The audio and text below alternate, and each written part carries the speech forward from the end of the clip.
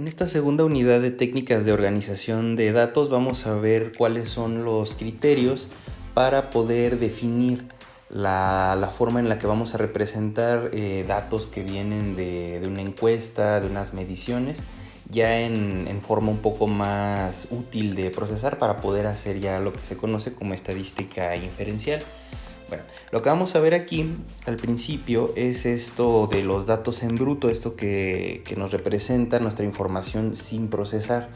Esto es directamente cuando uno llena una hoja de mediciones o de entrevistas o de observaciones que nosotros hacemos sin ningún procesamiento. Entonces lo que tenemos es la información obtenida observando los valores de las variables, se llama datos en bruto. Entonces, como les había comentado, aquí no podemos hacer ninguna inferencia porque pues la información viene llenándose en una tabla o en una hoja. Si nosotros tenemos la información, vamos a ir apuntando en nuestra hoja, por ejemplo, toda la información como viene dando. Por ejemplo, algún parámetro que me interese serían las calificaciones de un cierto grupo. Si nosotros vamos apuntando las calificaciones de un grupo, no vamos a tener ningún orden y necesitamos hacer algún tipo de inferencias. Otro tipo de procesamiento de este tipo de datos en bruto sería ir a hacer una encuesta y preguntar, por ejemplo, no sé, la estatura o medir la estatura de los estudiantes en una cierta muestra o en la población completa. Entonces, los datos que vamos apuntando en nuestra hoja sin procesar, esos son los datos en bruto. Ahí todavía no podemos hacer nada. Lo que vamos a ver a continuación es cómo ir procesando este tipo de marcadores con lo que se conoce con distribución de frecuencias y su forma de irla representando. Vamos a comenzar aquí con la distribución de frecuencia de datos cualitativos. Recuerden que teníamos dos tipos de datos cuantitativos y datos cualitativos. Vamos a ver aquí rápidamente cómo se puede representar lo que es datos cualitativos. Recuerden, datos cualitativos nos habla de la cualidad de un objeto, cosas que no se pueden acomodar de forma numérica, que no podemos darle un orden, que algo sea superior a otra especie. Por ejemplo, la marca de un coche, por ejemplo, no podemos decir que una marca es forzosamente del tipo 1 o de tipo 2 o de tipo 3. Aquí pues tiene esa ponderación. Por ejemplo, el tipo de sangre, también la forma en la que nosotros vamos cuantificando cuántas personas tienen cierto tipo de sangre, no podemos decir que un tipo de sangre sea mejor que otra. Entonces eso también es una escala cualitativa. Recuerden, es la cualidad. Por ejemplo, el tipo de comida, por ejemplo, si es dulce, salada, caliente o fría, también esas son cualidades. Más adelante vamos a ver, ya cuando nos metamos a rangos numéricos, la distribución de frecuencia para datos cuantitativos. Recuerden, cuantitativo es cuando ya viene de una medición o de un conteo. Entonces vamos a ver ahora cómo trabajar la distribución de frecuencia cuando tenemos estos tipos de datos. Bueno, una distribución de frecuencia para datos cualitativos, vamos a tener nuestra lista de todas las categorías en el número de elementos que pertenece a cada una de las categorías. O sea, nosotros vamos a tener nuestros datos en bruto, tenemos aquí todos nuestros datos sin procesar, y después vamos a hacer un ajuste y vamos a hacer tablas. Vamos a hacer estas tablas y vamos a poner, ahora sí vamos a ordenar estas frecuencias y vamos a ver las veces que aparecen. Vamos a poner aquí números, vamos a poner aquí 7, 6, dependiendo el número de veces que aparezcan en la encuesta.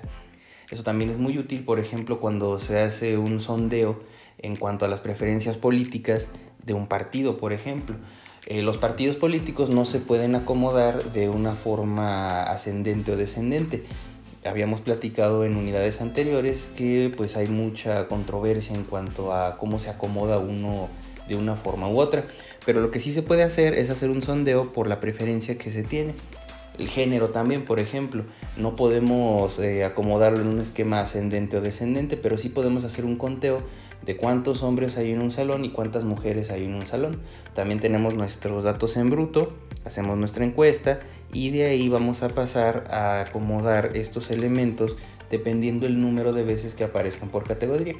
Entonces lo que vamos a ver ahorita va a ser un ejemplo de cómo procesar datos en bruto y cómo llenar una tabla. Tenemos un ejemplo donde se hace un cuestionario en donde tenemos lo siguiente.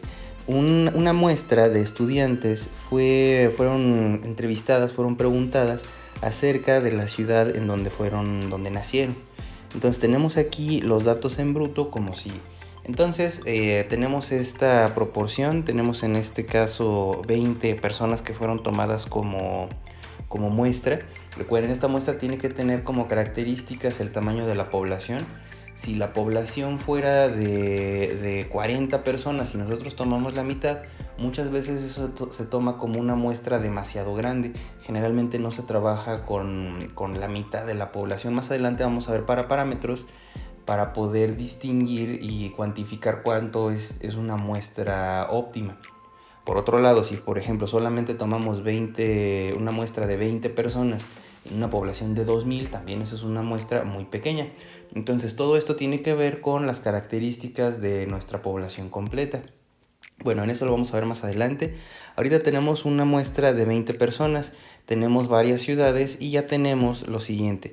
Aquí nos pide, esto es nuestra tabla en bruto, esto recuerden que fue tomado datos así tal cual como se fueron entrevistando estas 20 personas sin ningún orden. Recuerden, aquí una de las características es que esto sea aleatorio. Entonces aquí nos pide que llene la siguiente tabla con la correspondiente frecuencia de tallo y su frecuencia correspondiente. Entonces aquí lo que se procede solamente es en llenar. Aquí a lo que se refiere por frecuencia de tallo es lo siguiente: si nosotros vamos a ir cuantificando y vamos a ir tachando de la siguiente forma. Tenemos aquí por ejemplo de Juventino Rosas una persona, vamos a ponerle una línea, tenemos 2 líneas, de Juventino 3 líneas, tenemos acá 4. Cuando llegamos al 5, al elemento quinto, se pone de esta forma. Aquí por ejemplo en esta última pues ya tenemos estas 2 y concluimos que son 7 elementos. Entonces eso es la forma en la que se pone de esta manera. El 5, representado de esta forma de marcas de frecuencia, se escribe de esta forma.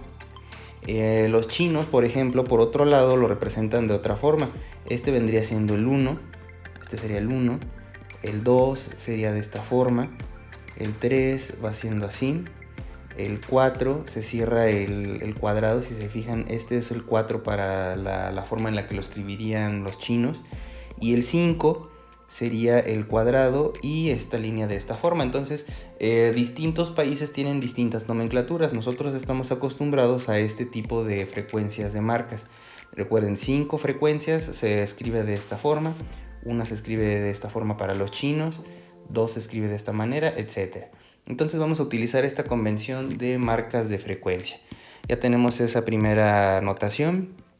Ahora vamos a seguir con el siguiente conteo para las personas de Celaya. Tenemos 1, 2, vamos a poner 2 marcas, 3, 4, 5. Entonces en este caso fue de esta forma. Tenemos aquí 5 elementos, ese es el conteo que se dio. Seguimos con la clasificación de Salamanca. Aquí por alguna razón no tenemos ninguna clasificación de alguna persona en Salamanca. Y ahora vamos a seguir con la clasificación de Villagrán. Tenemos 1, 2, 3, 4 personas. Entonces aquí se representa de esta forma, 4, y aquí se pone este número. Entonces vamos a seguir con la clasificación de Irapuato. Vamos a ponerlo, no necesariamente se tiene que poner esto en colores. Algo que sí ayuda bastante es pues irlas tachando, por ejemplo, nuestros datos en bruto. Tenemos aquí gente de Irapuato, nada más fue una sola clasificación. Y pues bueno, se pone de esta forma. De Silao, vemos aquí que hay 2 personas. Aquí se fijan, ya va a ser más sencillo si vamos tachando. Entonces de Silao salen 2. Y por último, personas de León. Tenemos esta última clasificación que es Entonces una característica importante es que todos nuestros números que tenemos aquí me sumen el número que tenemos acá arriba. Si yo hice 20 entrevistas, entonces aquí abajo tiene que ser este mismo número. Entonces vamos a ver si es cierto. Tenemos 7 más 5, esto es 12. 12 más 4, esto es 16. 16 más 1 es 17. 17 más 2 es 19, más 1, entonces estos son 20. Entonces tiene que estar todo incluido en nuestro conteo final. Esa es la forma en la que se acomoda este tipo de ejercicios. Recuerden, si nosotros tenemos un número diferente al momento de hacer nuestra distribución de frecuencias, entonces algo hicimos mal, o se nos fue un elemento de más, o perdimos algo de información. Entonces es bien importante que podamos hacer este tipo de procesamiento de datos. Muchas veces esto es lo que hacen capturistas de datos para empresas en encuestas. Tienen que vaciar estas informaciones. Afortunadamente ya muchas de las encuestas las hacen directamente en medios electrónicos. Antes se hacían en hojas.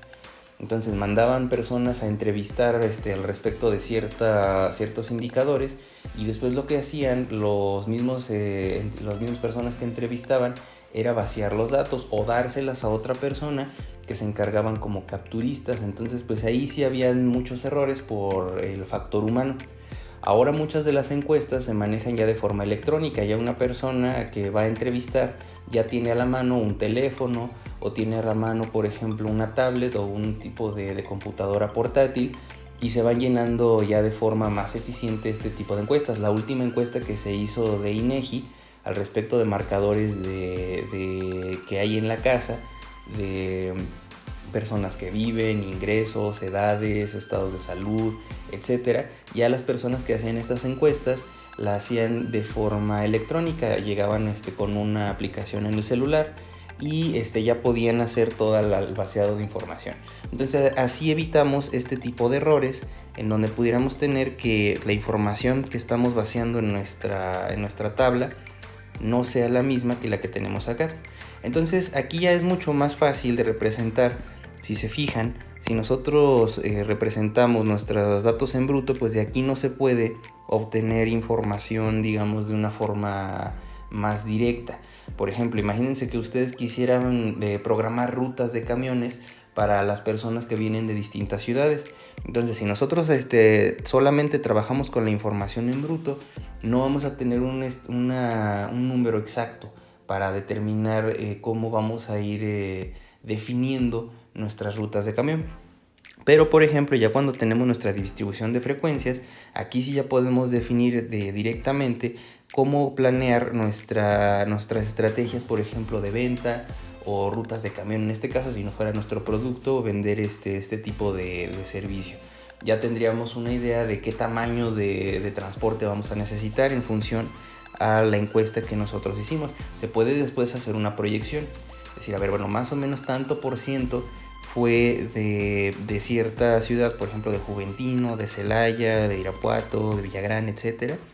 Y en función a eso escalarlo, decir, bueno, si nuestra muestra presentó este comportamiento, ahora nuestra población puede presentar el mismo comportamiento, nada más que se escala. Se multiplicaría por el factor del número de estudiantes que hubiera en mi población completa, en caso de que yo quisiera escalarlo de esa manera. Entonces con eso terminamos este ejemplo. En la próxima sección vamos a ver más formas de cómo seguir procesando este tipo de información. Con eso lo que estamos viendo es cómo pasar de una tabla de datos en bruto, como lo tenemos aquí, y cómo pasar a una distribución de frecuencias. Entonces con eso concluimos el día de hoy.